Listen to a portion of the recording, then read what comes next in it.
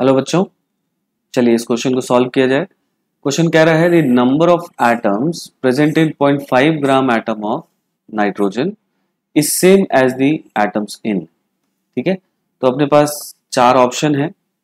Question सबसे पहले समझ लेते हैं। क्वेश्चन क्या बोल रहा है कि 0.5 ग्राम एटम नाइट्रोजन है अपने पास, तो इसमें जितने नंबर ऑफ एटम्स होंगे वो इनमें से किसके बराबर होंगे।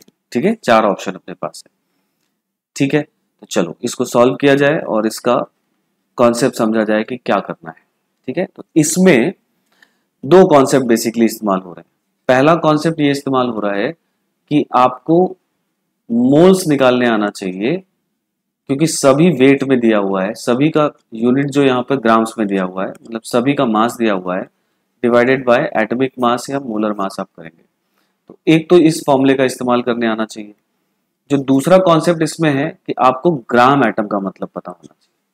ठीक है, तो 1 ग्राम एटम अगर कहीं लिखा हुआ है तो 1 ग्राम एटम मतलब ये नहीं कि उस सब्सटेंस का 1 ग्राम लिया गया है। ठीक है, 1 ग्राम एटम का मतलब होता है कि उस सब्सटेंस का 1 मोल्स है।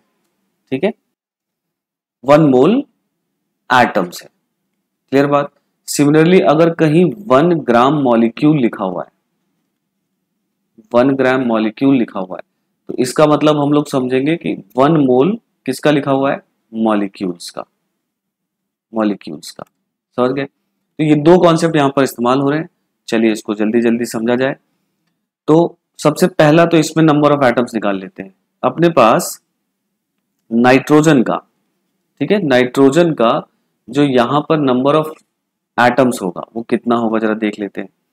ठीक है, देखो तो यहां पर अगर मैं नंबर ऑफ मोल्स की बात करूं नाइट्रोजन एटम के, तो वो कितना दिया हुआ है, 0.5 मोल दिया हुआ है।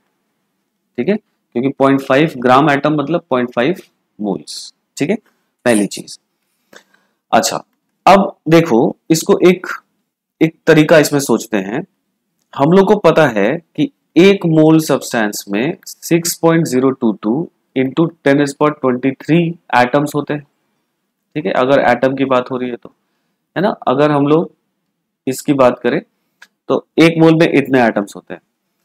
अगर हम लोग सबके एक्चुअल एटम्स ना निकाल के हम लोग सबके मोल्स ही निकाल लें, क्योंकि सब एटम्स हैं यहाँ पर, ऑक्सीजन, कार्बन, सल्फर, मैग्नीशियम, तो सबके अगर हम मोल्स ही निकाल लें, जिसका मोल्स ज्यादा होगा उसका नंबर ऑफ एटम्स ज्यादा होगा, जिसका मोल्स इसके बराबर आ जाएगा उसका नंबर ऑफ मोल्स उसका नंबर ऑफ एटम्स भी इसके बराबर होगा। राइट। चलिए, तो अगर मैं फर्स्ट ऑप्शन में कार्बन का नंबर ऑफ मोल्स निकाल रहा हूं, मोल्स ऑफ किसका, कार्बन का, तो वैल्यू कितनी आएगी, 12/12, है ना। ये फॉर्मूला लगा रहे हैं, weight in gram by atomic mass, कितना आ जाएगा, 1 मोल।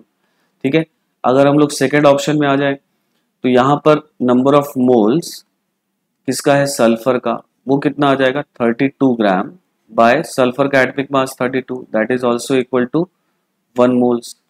ठीक है, फिर ऑप्शन नंबर 3 की बात करें तो ऑप्शन नंबर 3 में मोल्स अगर मैं निकालता हूं किसका, ऑक्सीजन का, तो वो कितना हो जाएगा, 8 ग्राम गिवन है, डिवाइडेड बाय ऑक्सीजन का एटॉमिक मास 16, तो ये वैल्यू आ जाएगी हाफ मोल्स।